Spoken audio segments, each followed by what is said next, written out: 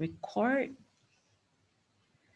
Okay, welcome everybody. So welcome to uh, our Saturday session, Saturday night live session. Once again with your host Felicia and the Fit Unit, and together with PRKPP, we are making this happen to discuss topics that is important, and with us definitely we have our usual regulars. Welcome everybody, and welcome Prof Mohammad, who will be sharing on tonight's topic, which is emotional intelligence. I think when I was, emotional intelligence is such a, big word. It's like, what does it mean by being, emotional intelligent, right? So I took the, went to the source of everything, which is Google. And I mean, we have Prof, of course, to explain it. But emotional intelligence, also known as EQ. So we always talk about IQ, right? EQ. EQ is really important because I think, especially during this time of the what is happening around the world, the pandemic, especially, is the our ability to understand, use, and manage our own emotions in positive ways to relieve stress. So communicate effectively, empathize with others, overcome challenges, and diffuse conflict. So I think that is a very important. I don't know whether it's referred to as a soft skill, but I think it's a really important thing to have, because we are faced with different adversities, challenges, and things thrown at you. But again, 10% is what happened to you. 90% is how you react to it, right? 10% when life happens, 90% is how you respond or you react. So I think in that sense, EQ and will definitely help you more than just IQ. So welcome everybody on this call. So we are also on Facebook Live, and let's welcome Prof Mohammad to share. Prof, the floor is yours. All right. Thank you so much, Felicia. Assalamualaikum warahmatullahi wabarakatuh. A very good evening and salam sejahtera to everyone. Once again, this is our Saturday sharing session, Saturday night. Today I've chosen a topic on emotional intelligence. Let me just share with you my slide to start with. Oh, you have to disable the participant screen sharing. Okay. All right, you're good to go, Prof. You can try it again. Okay. All right.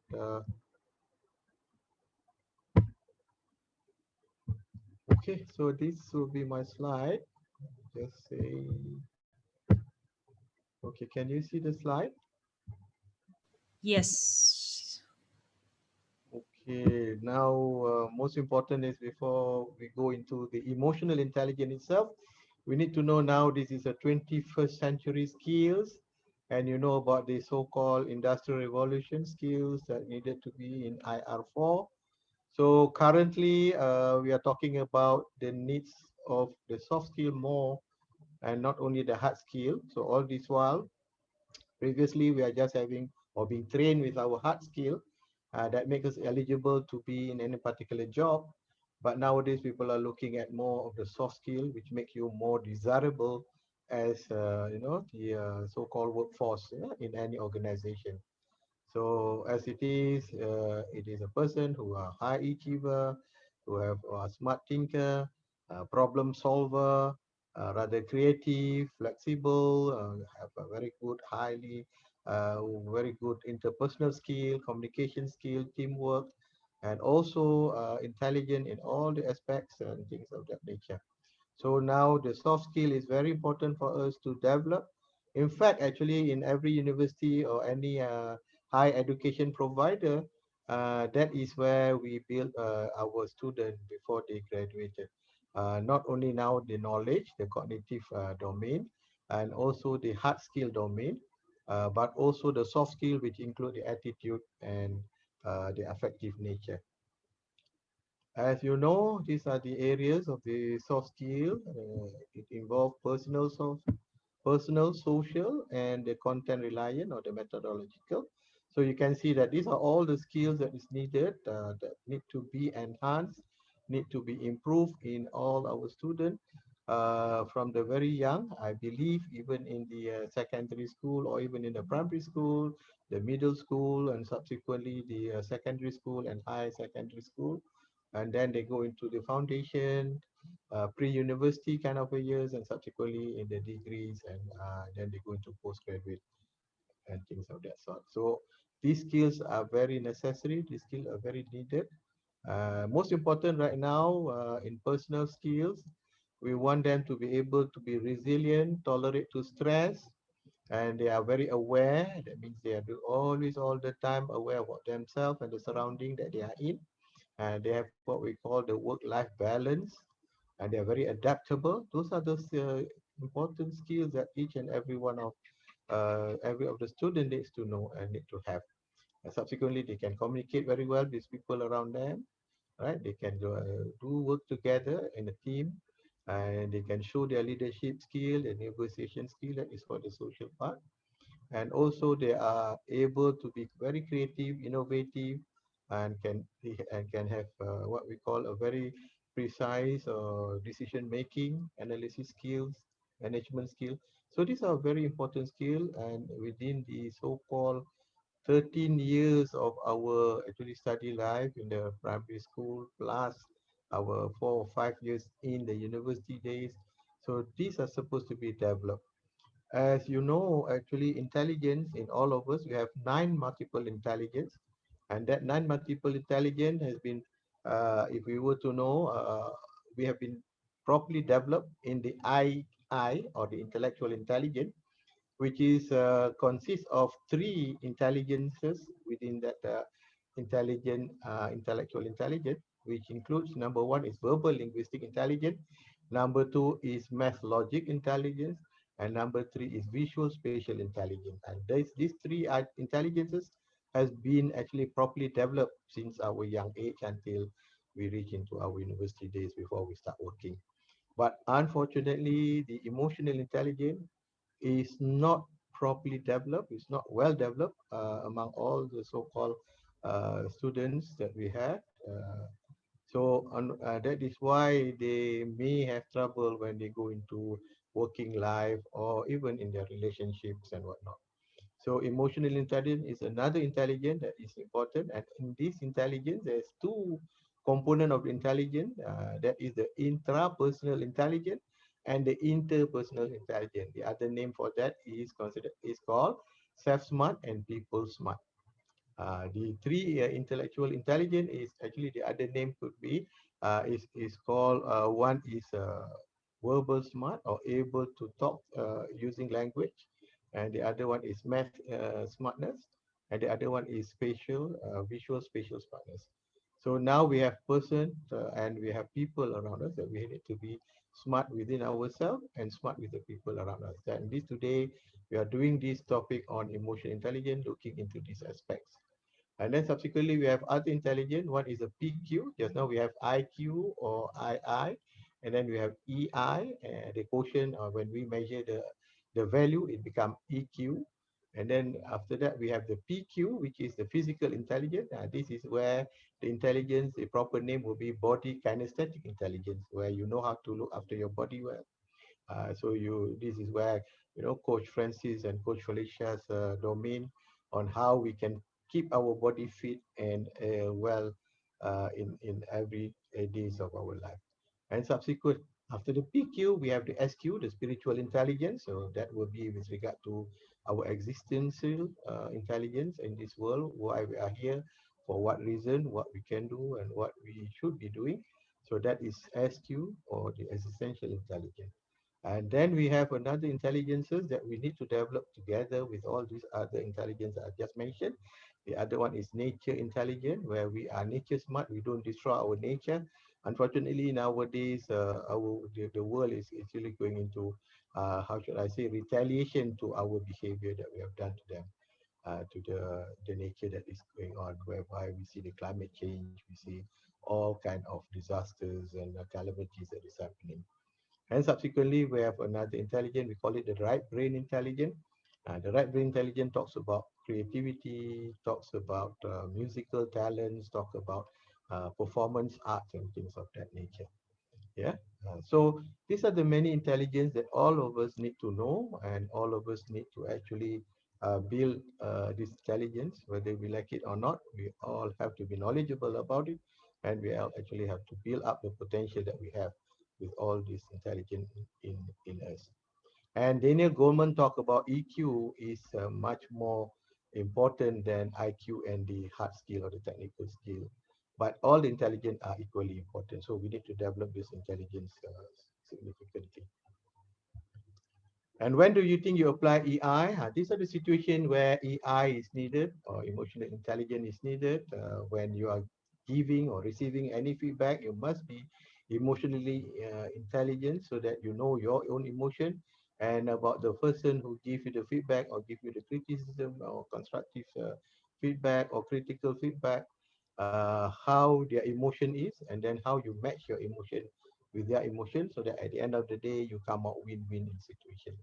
Or in terms of meeting deadlines, that is where you actually use your negotiation skills or dealing with challenging relationships. This is where also you need to apply your EI.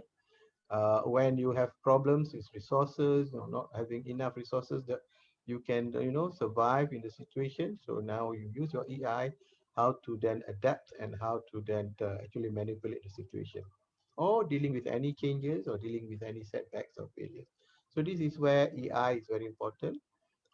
Now we need to know what it is all about. So basically, EI or emotional intelligence talks about self-awareness. When we talk about self-awareness, how do we know what are our strengths, what are our weaknesses, and what pose a threat on us, and what are the opportunities that comes in front of us that we should be taking advantage of it. So if you are not self-aware, you doesn't know who you are, you doesn't know what do you have, and you doesn't know what are the strengths and what are the weaknesses. So to be self-aware, most important is you must usually do what we call daily reflection, and formally we call it muhasabah diri. So until unless you can do that, only then you can make a difference the next day or so, because you know what has happened today, and so you can improve to the day the next day. So being self-aware and do self-reflection, that is the key to one of these emotional intelligence component.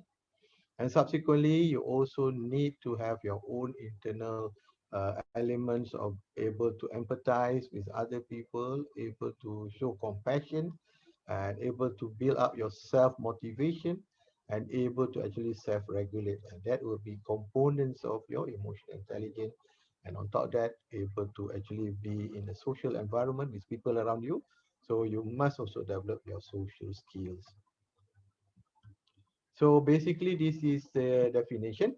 So emotional intelligence is the ability to identify your emotion and that of others, and then also to motivate yourself and to know how to monitor others' emotion and those with around you, and also your own emotion.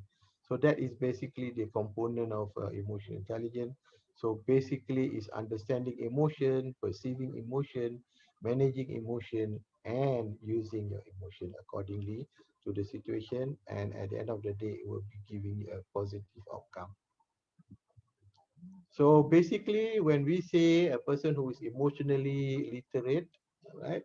So that person actually notice and can name the emotion that they are feeling. So if they are sad, they can say they are sad. If they are angry, they can say they are angry. So they are fully aware of what is going on with themselves, and also they are fully aware of what is going on with the other people, and also they can understand the message and emotion is aiming to communicate.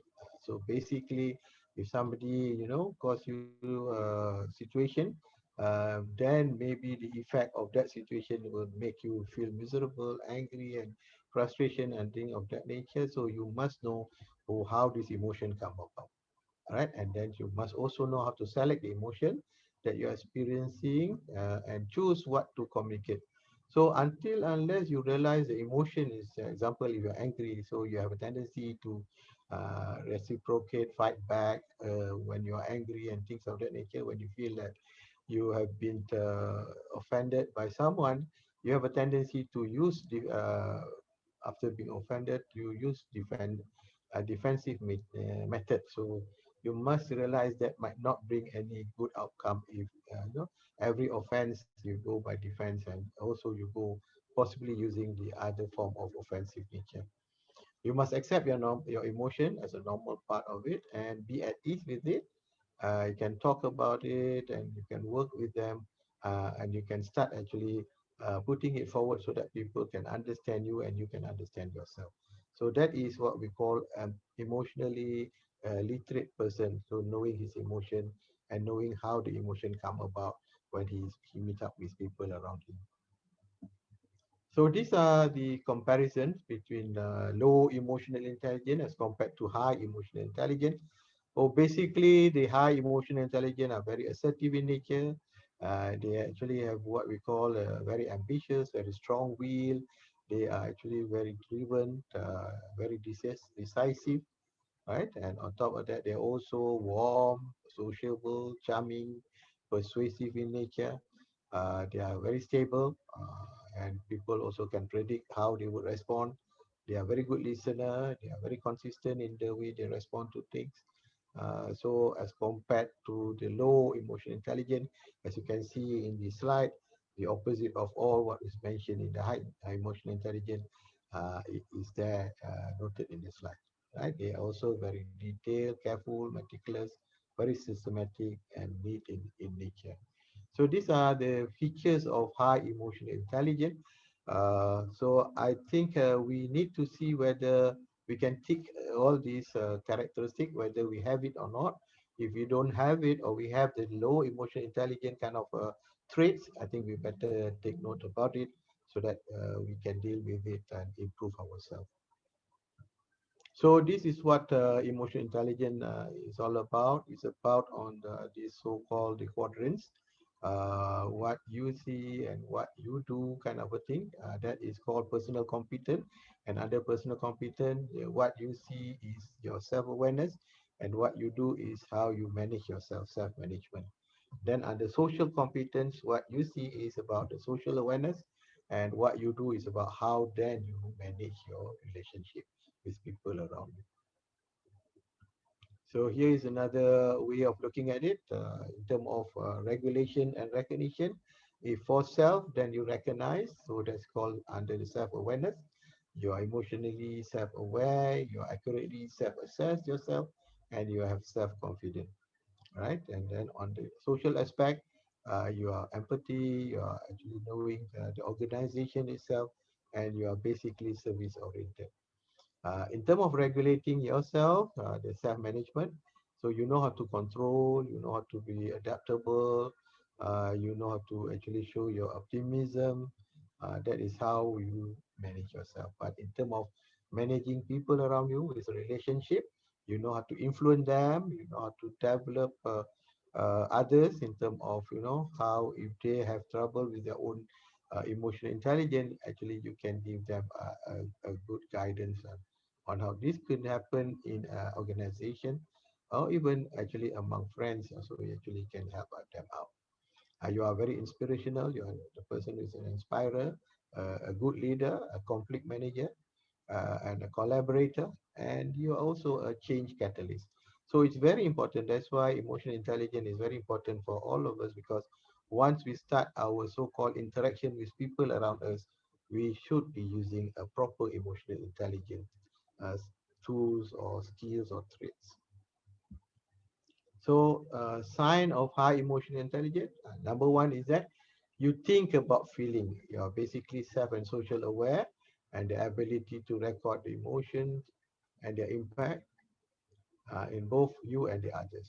And the awareness begin with, as I said, you do reflection. Until unless you do reflection, only then you know how to enhance your strength, and you know how to actually minimize your weakness and also the threats that is within yourself and the surrounding that you are in. You usually ask questions like, how is my emotional strength? What are my weakness? All right, what are my current moods and my thoughts and my decision making? How the mood affect all those things, and what is going on? They call it undercurrent that influence what others says or do to you. So, how do you actually see people doing to you and how you interpret them? So, by having this so-called emotional intelligence with knowing this emotion, maybe you can respond to those situations very well, right? You always do what we call you ponders a lot, you think a lot, and actually the idea is to have a proper insight that actually can bring advantage to you. And the other aspect is that you don't react to things very quickly. You pause, take a moment to stop and think before you speak or act. I think this is what happened to most of us. We have a tendency to actually react first before we think, and that could actually be so difficult to undo if a negative thing has happened because of our action or what we have said, which is hurting maybe, and once it is hurting, the scars is there, so it's very difficult to undo the situation, or it can be very embarrassing moment, things of that nature. And pause help you to refrain from making a permanent decision. There are quite a number of time, if I can relate to you what happened with our medical student when they were not happy with certain things. Sometimes they make irrational decision, which without thinking so much. And unfortunately, it could be not easy to undo that kind of a decision. Example, not wanting to continue their study, not wanting to do the housemanship and things of that nature because just they are not happy with certain situation. So pause is very important. Thirdly, actually, you strive to control your thoughts. A lot of time, usually when we are rather reacting to something of that nature, our thoughts may be rather negative and very difficult to control once that thought is rather negative. And obviously, the thought is negative, it will lead to negative emotion, it will lead to negative behavior or action. So if you can control your thought, you can resist actually being the slave of your emotion. So this is very important. If somebody actually always just react to his emotion first, then actually he's no more in charge of himself, and he push aside his thinking cap or his intellectual ability. So the akal, or we call it the akal, or the thinking ability is pushed away. So they act on the heart or the so-called the gut feeling only. So this might not be good to them. So you must be able to actually govern your action and your emotion with your thoughts. All right, you benefit from criticism. Don't take criticism as negative, as destructive. Always look at criticism as something that you can learn from it. It may be true, whatever that the negative feedback was given to you. So keep yourself in check with your emotion, and then ask yourself positively how much the truth is and how can you improve from what was said, even though you believe it was a negative feedback,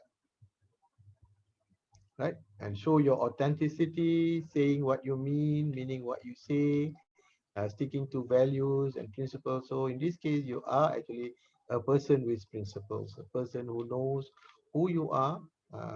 So people also then understand your principles, your life principles, and how you actually behave with others. You are not easily being manipulated. You stand firm, you're assertive, you subsequently know how to bring yourself around with many kind of personalities around you. You know, not everyone will appreciate your thoughts and your feeling, but the one that matters will. So that means not everyone you must satisfy them, even though you have this emotional intelligence, but just go along with your friends and those who can understand you and those who want to understand you. So these are the one that matters for you in the sense of improving your emotional intelligence. right? And also you can demonstrate your empathy, the ability to show empathy, understands others' thought, understand others' feelings, and then you can help to connect with others easily, right? Don't able judge, don't able label people. You actually try to look into them and understand them better. And empathy doesn't mean you agree with another person's point of view. Empathy is just showing that you are compassionate. You try to understand what the other peoples are experiencing or feeling. People are saying that maybe you can appreciate what they have gone through, so that you don't have a negative outlook to people's reaction and people's way of doing things. Yeah? And that will allow better and connected relationship. And you have a tendency to also praise others easily. You give proper praise for proper situation, and usually you don't give any negative comment, even though you know that that person, maybe you are not feeling good with that person, you want to be defensive or want to be offensive. But if you know you have a very good high emotional intelligence, you will be able to put aside all those kind of feeling, a negative feeling toward others. So you just look at the good points that the others are showing, not actually at the shortcoming that they are having, right? So you actually focus on the good in the others. Right? You also give helpful feedback. So because of that, you don't have any judgment upon people. You doesn't really do feedback that would hurt their feelings. This is where I would say that sometimes you can use your verbal linguistic intelligence to really say things out well and say things out clearly, the message, but doesn't hurt the feeling of the others who are receiving your message. So this is where emotional intelligence, if you have it, you should be able to do this kind of a very good, a win-win situation in any relationship that you have. And you have a tendency to easily apologize if you know you have made a mistake, or even if you know that you don't really understand the situation. You believe that that you also may actually have some wrong in this understanding of the situation. So by apologizing is actually indicating that you are very respectful and you are a very humble person. So emotional intelligence actually create you to be a person of this nature with humility, right? Apologizing doesn't mean that you are wrong. So it is actually valuing the relationship is more than your ego. You have a tendency to forgive and to forget, so you don't keep resentment with you. You are not actually a person who wants to take revenge. You are not actually a person who just, in a way, uh, burn the bridge if ever there is of this nature. So you try to heal, you try to actually make things better, even that you are in what we call a very disadvantaged situation with the other party, and you are easily forgiving and easily you can forget the situation, so that you prevent others from holding your emotion hostage, right? So sometimes the others know if you are weak in that sense, they will actually stir your emotions easily, and actually that is where they are winning the battle and you are losing because you feel hurt about what they have done to you. And if you can do that, then actually you can move forward. So these are the signs of high emotion, and then you actually keep to your commitments. Common for people to break an agreement or commitment when they feel like it. So you will never have this. So you develop what we call trust. You develop what we call integrity. You develop what we call people can rely on you. So in relationship, that is important, where people can actually uh, fully rely upon you. But when you have making a habit of keeping your word, I think you develop a very good reputation of yourself, being a trustworthy person and a reliable person. You help others. I've seen that most of us, we have a tendency to be a very social person who wants to help others. But unfortunately, for some who has a very, how should I say, a very disadvantaged childhood experience or adverse childhood experience and trauma maybe at a young age, they may have a tendency to be in social isolation. So this is where we need to help them to build their emotional intelligence, right? Sometimes we don't care about others, but I think if you are really developing a very good emotional intelligence by the certain age, example, if you go for the so-called psychosocial development of Eric Erickson, by the time you have completed your own task to build yourself, you already now have your work, you already have achieved certain level of your life. When you are at the age of 40 or so, now is the time to give back to others. So you are no more a selfish person. In fact, you have moved up from ego self to ego ideal. So this is where it's very important because a lot of people, if they are stuck within themselves in terms of their psychosocial development, they have not enough time even to give back to some people around them or in the community. So again, as I said, if you can give back to the community, you can give back to the people around you. So actually, you build a better trust, worthy kind of characteristic, and in fact, you can actually become a good leader where you inspire many people around you, especially if you are managers and top management in an organization. And you also protect yourself from being sabotaged or emotion, right? So usually, sometimes there is an attempt to manipulate emotion. So if you know you actually don't manipulate for your selfish cause, uh, so in that sense, if you know, as I said, you know how to use your emotion properly with people around you, you will never take advantage of others who are weak or others who actually are rather ignorant, maybe, or very disadvantaged in terms of economic sense, in terms of social sense. So if you're a manager, if you're a big boss, then you're really concerned with the people around you. So that will be the thing that we want, so that you don't use your so-called emotional intelligence to manipulate others, right? So it can protect yourself too. So here we can look at the competencies, the domains. We are talking about emotional awareness, and then about self-management is about your self-control, your adaptability. You're able to orientate to situation, and you achieve very well in orientation to the environment and the situation, and you have a very positive outlook in your own self-management.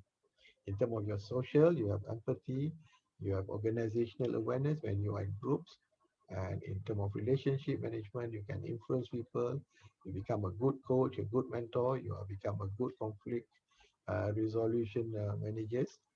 You have also very high team spirit, high teamwork, and inspirational leaders. So these are the areas that actually at the end of the day, with emotional intelligence, you will achieve. So the skill to develop emotional intelligence, obviously, always practice self-awareness. You should be able to channel your emotion well. You should be able to learn to motivate yourself. This is called self-motivation. Obviously, a lot of people need to be motivated, but if it is external motivation alone, without any self-motivation, the motivation can die very easily if the sources are not there anymore. So it is very important to know this word self-motivation is better than external motivation. So you recognize emotion in others to create what we call healthy relationship, and you can infuse your emotion with values, and you can share with people around. So practice self-awareness. These are the things that you are aware of. You understand yourself and your behavior at these three levels. You know what you are doing. You know how you feel about it, and you can figure out what you don't know about yourself. So that is where self-awareness is important. You can channel your emotion. So obviously you know how to put a proper place for your emotion, right? How to act accordingly. So if there is kind of a situation where anger is the issue or frustration is the issue, then actually your response to those things are more positive and does not cause trouble with you. You can motivate yourself. Again, as I said, self-motivation is very important. You can build up your motivation within you You should change your belief, you should change your perception, which is negative, into a positive, from a negative psychology person to a positive psychology person. You should practice empathy. So look at people around you, try to understand and accept what is going on with them, so that once you understand, then you can offer a better, how should I say, relationship with people around you. You can understand their pain, their suffering, and subsequently you can assist them. So you can infuse your emotion with values here. In order to live your life truly, you must be very clear about your value. So what kind of a person and what kind of energy, the vibes that you are actually showing to others. So a lot of people, if they have a negative vibe, obviously it will be transmitted to the people around them. So that is all about the emotional intelligence. As I said, it's very important because right now there are a lot of situations whereby this emotional intelligence is not fully properly developed. Okay, Felicia, I Right. hope Thank it you, is not Prof. too lengthy. Yeah, Yeah, I think I personally have a lot of questions, and we have questions also from the floor. But I yeah, like what you said about self-awareness, and you said something in Malay that is actually very good. It's actually called uh, muhasabah. muhasabah diri, right? Yeah, Yeah, self-awareness. So I think that resonates with really what we do need, and it's really important to highlight that muhasabah diri, mhm, self-awareness, right? And you mentioned about Daniel Goleman, four different emotional intelligence, from being yeah, self-aware up to relationship social. management, social management. Yeah.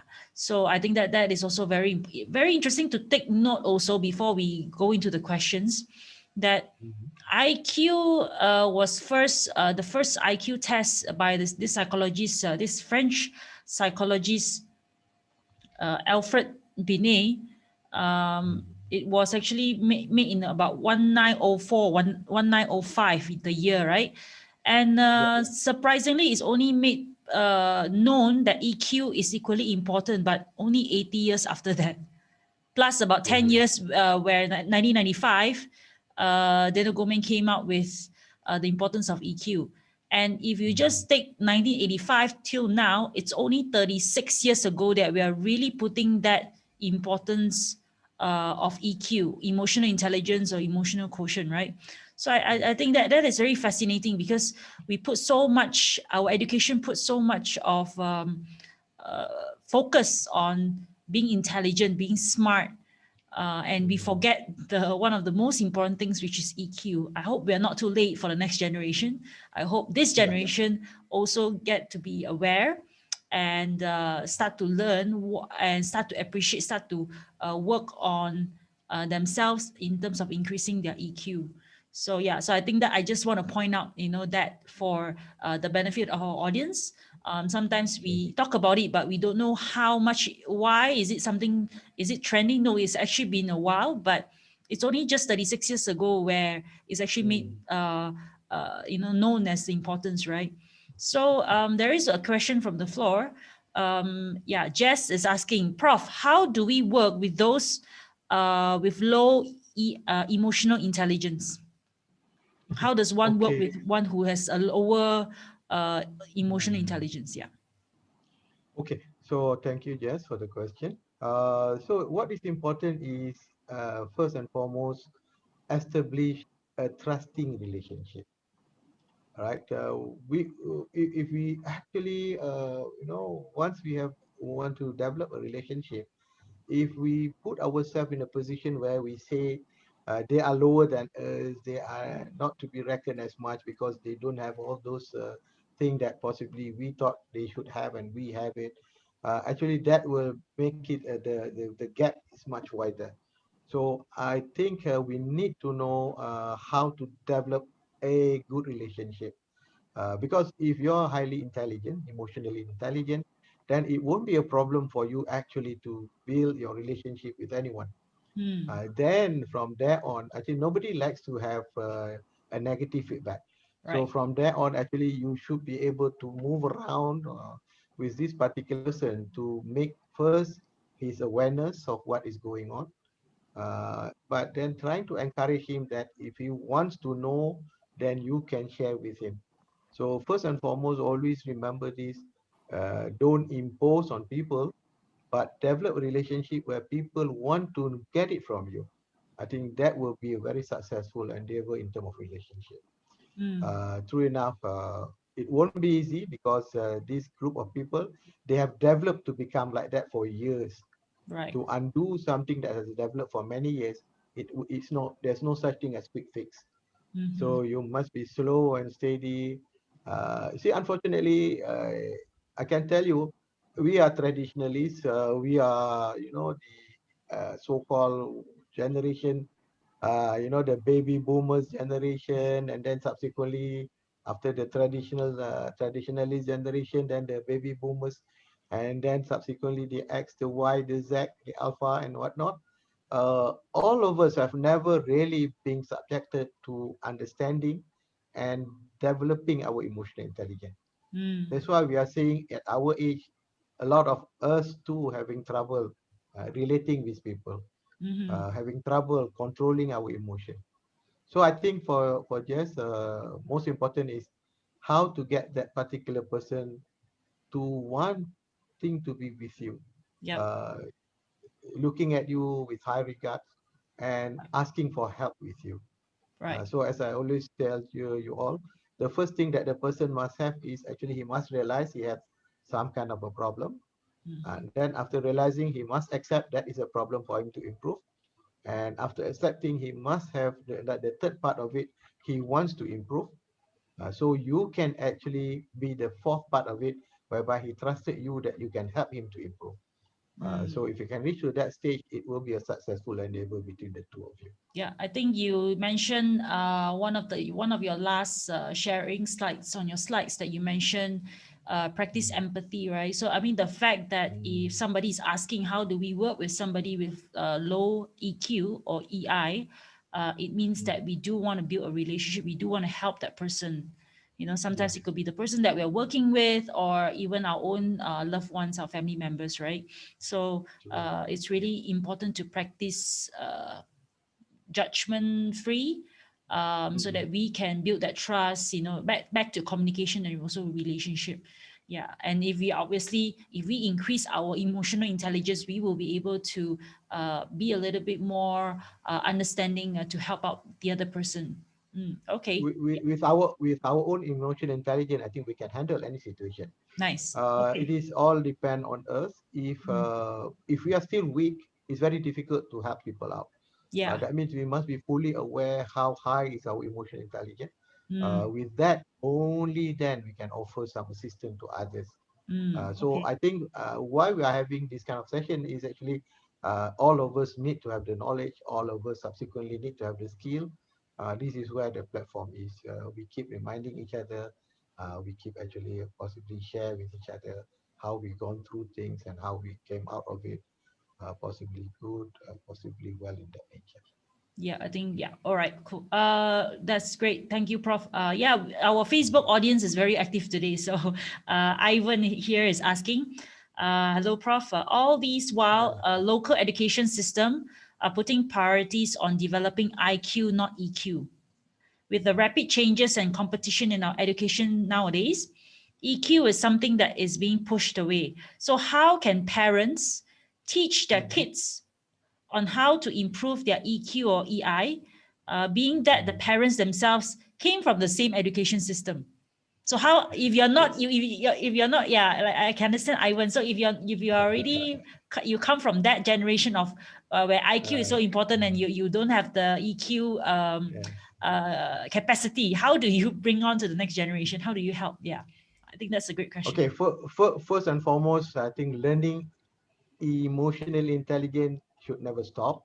Even for our generation, even though we think that we got only like 4 more years to live and things like Mhm. that. No, there's still room for us to improve. There's still room for us to develop our knowledge and our skills, to be emotionally intelligent, emotionally literate, kind of a thing. So that is a problem when the parents, or even I can tell you when the teachers are not having it. That is where the problem starts, Yeah. because they are supposed to be the leader. Unfortunately, I can say possibly, not to say generalization, but I believe even our teachers, including our university lecturer and things of that nature, we are all very lacking in this field. Mm, We ourselves need to go through a process of, so-called soul searching and to improve our emotions and how to deal our emotion with others' emotion. To now, what we can do is for those who are interested, for those who wanting to make a difference. So why don't we form a movement ourselves to make the difference for those people? Because I think like-minded people like me, like you all, we can share and then subsequently we can develop to learn about it, to understand better, and then we can start the movement to actually spread it out to all the generation that is available. Because I think we need to handle every level that is already here, which could be faulty enough to get this trouble going again and again without any form of proper correction. I mm. think that is a problem here. Yeah. So it's not an easy thing to do. Yeah. Yeah. So starting from our own self-awareness and emotional quotient is something that we can learn, and Mm. we can choose to make that difference in our next generation. Yeah, so I think that really helps. It's not, there's no direct answer to that, because yeah, obviously we come from definitely, that's why there's a generation gap. I'm sure each generation is trying to help the next generation to improve, right? Mm. So I think that's important. Yeah, Uh, just saying a good point on the movement. Yeah, I think we yeah. start with ourselves. Starting with ourselves, Mm. we can definitely make a change for our future uh, generation. I hope so much that each family unit, the leaders in the family, possibly the grandparents, and then the father, the mother, and then subsequently the aunts, uncle, and then the sibling. If you are already reaching a certain level and certain achievement, you should be the leader who can actually manage your family and the family around you, which is rather the first degree family or even the second degree family. Ensure that your family units are all well intact in that sense. Mm, Because then each and every one of us can ensure our own, I would call that our own government, our mm, own small government. If we can ensure that our own small government works very well, and every unit of that government, when we put together, it become a very strong community. mm-hmm, So it will be easy if we can take our bits and our parts to be actually make sure that our family is intact in that sense. All the intelligence need to be developed.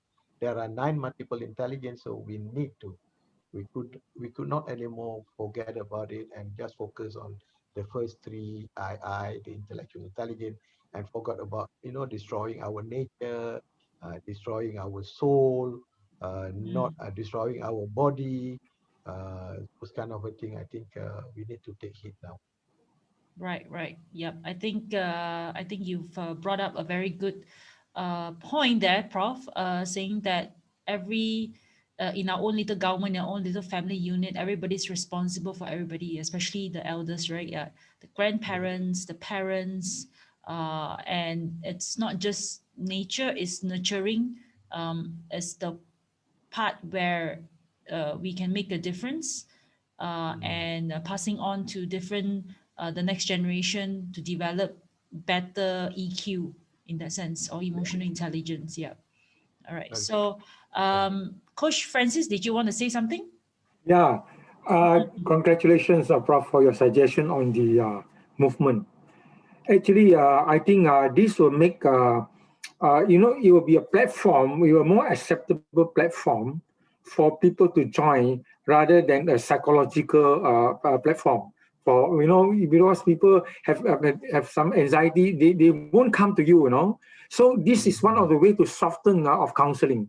Actually, because Mm-hmm. I believe EQ has a lot of correlation with their psychological health, because Yeah. it is about some that's why when a person when we talk so much about personal development, actually Mm-hmm. basically we want to get the person to more on self-understanding, then but actually the whole idea, the bottom line is actually EQ. So Mm-hmm. I think the movement will be very good. So we promote heavily on the movement, Then from there, we build the platform and we build the audience. Then from there already, a lot of people who have problems, then you can filter them to a next level of improvement. Sometimes it's not the EQ issue, it's the psychological issue, it's the hang-up issue, it's a personal development level. So talking about the grandparents of a family unit, I think I believe I have benefited from my mother-in-law of raising Felicia, because we are working parents, so you give to a maid is so much different. I thank God that I've asked to my mother-in-law. So actually, every time they got a problem, they will go to the mother-in-law, the grandmother. Then the grandmother will talk to them nicely, Then that is actually building of EQ, or at that level, So I believe those who have already a certain age, they will believe that the kids who have their hands on by the raised by the grandparent, they are more empathy. They are more softer. In that way, I think that is a very good thing to promote back. We get the so-called the grandparents to be in the movement also, because they can be a good trainer actually for us. That will be interesting, right? So we actually bond them again, because parents and the grandparents of the kid actually can work more closely for the kids, you see. Yeah, thank you, Felicia. Okay, if I may add, basically, if you're in a particular community, your own family community, there will be, as I said, a supporter, but there also will be saboteurs. So unless you realize these people, whether they are with you on the same idea of trying to develop the family to be a better one, then you also need to recognize who are the person who are against it. So that they don't sabotage you, they don't sabotage the family, especially the younger age group who are very, easily be influenced in a way, or easily being distressed and disturbed by their way of handling this, the situation. So that is where I think, at least within the family, if we can sit together and really find a common ground, so then all of us are not actually against each other, but really supporting each other to get a better outcome. Yeah, I think that's important. Sometimes we don't get perfect ideal family setting where the elderly is the one with the most wisdom. Sometimes, and everybody comes with their own trauma, because we have our maybe grandparents, great grandparents who migrated, to the country, so they have lived through sufferings and they've lived through hardship. So they have past traumas and hurts that they bring. So it doesn't mean that everybody will have the same positive kind of experience in their family to be lucky enough, if for the lack of better words, lucky enough to have that environment to grow, to build their EQ. Yeah, like speaking of a very good point that Coach Francis actually brought up. Yeah, my grandmother was somebody who had to bring up I think 6 or 7 children on her own when my grandfather passed away. I think when my mom was only 14 years old.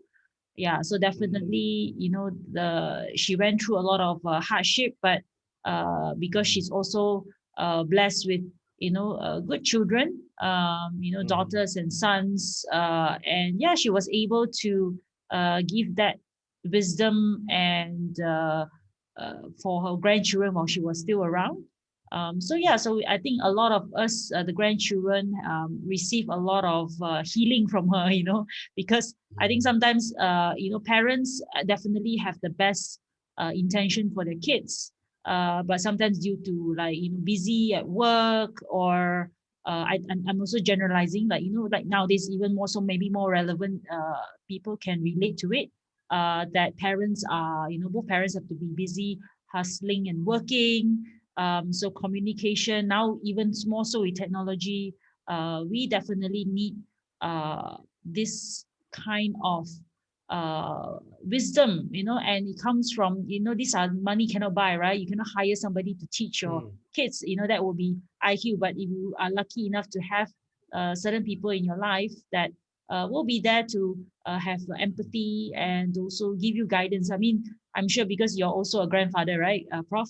Yeah. Yeah. We How got how five old grand. are your I got grandkids? I got five grandchildren, from 8 to 1 year old kind of a thing. Yeah. So But you will. basically, again, what we can do is we can teach the parent, Mm-hmm. so our sons or daughter, then we can actually get close to them. Unfortunately, actually, in terms of relationship, Mm, they are very, how should I say, we are very quite distant to each other. yeah. I mean, that means we don't really call each other, we don't really talk, and we Mm, only talk when there's opportunity. I think that is one of the issue here, yeah. because the relationship has never really been properly, how should I say, Establish. properly encouraged, established, and things of that Mm, nature. About your so-called nature versus nurture, right. actually, all of us are born with a very good traits, but on top of that, there is also some weak traits within us, right? Whether we like it Mm, or not, and that's good traits and bad traits that we have actually need that nurturing part of it. yes. So if we have a bad nurturing situation, so the bad trait will be enhanced much more than the good one. Mm, So nurturing is very important. In the twin studies, obviously we can see if one twin stays with a parent who are in a very bad so-called dynamic that is going on, and another child, another twin goes and stay with another parent who are very well established, very stable, even though they have the same genes, possibly the same, predisposition, but the one that is in a better environment will actually excel very well in terms of mm-hmm. their behavior, in terms of their attitude, in terms of their values. So nurturing actually plays a very important role here. All right. As it is, our brain are growing brain. When they are young, until the age of 25, before the brain stop growing and start degenerating. So actually, with proper nutrition and proper stimulation, we can improve, including even the case of autism, dyslexia, mental subnormal, Mm. ADHD, and of that nature. It still can improve because the brain is growing. Wow. Okay, that's good. That's good to know that. I think then after age 25, we would just have to have develop more self awareness. I'm guessing, and being in an Uh, environment still, that helps you to grow. Yeah. Okay. still stimulation is very important. Yeah. Yeah. So any form of so-called lifestyle which is idling and not really training your brain to go Mm-hmm. for the brain gym, then obviously you are going to be in trouble. Yeah. So don't just work out your muscles at the gym. Work out your brain Yes, and your your also brain. your EQ gym, right? Yeah. That's good. Yes. All right. Good. Sid, maybe the last question, since to wrap this evening. Again, a question from the floor, Prof. What's your thoughts on stress and low emotional intelligence? Okay. First and foremost, what creates stress in us? The issue is about our ability to withstand any kind of a stimulus. If we don't have that ability to withstand that stimulus, it will actually becoming from a pressure to become a stress, and then from a stress to become a distress. Stress means it is like something that is pushing you and make you a little bit alert to start with, and after that a little bit out of control if you think that the stress is or the stimulus is overwhelming. So it is actually about your ability to cope, to start with your ego defense mechanism. So your ego defense mechanism must be very strong. Ego defense mechanism here, if I can tell you in brief, we have first the psychotic ego defense mechanism. These are the people who plays around with distrust, paranoid, and things of that nature. So it is not easy for them to come out of it. The other defense mechanism is the neurotic defense mechanism.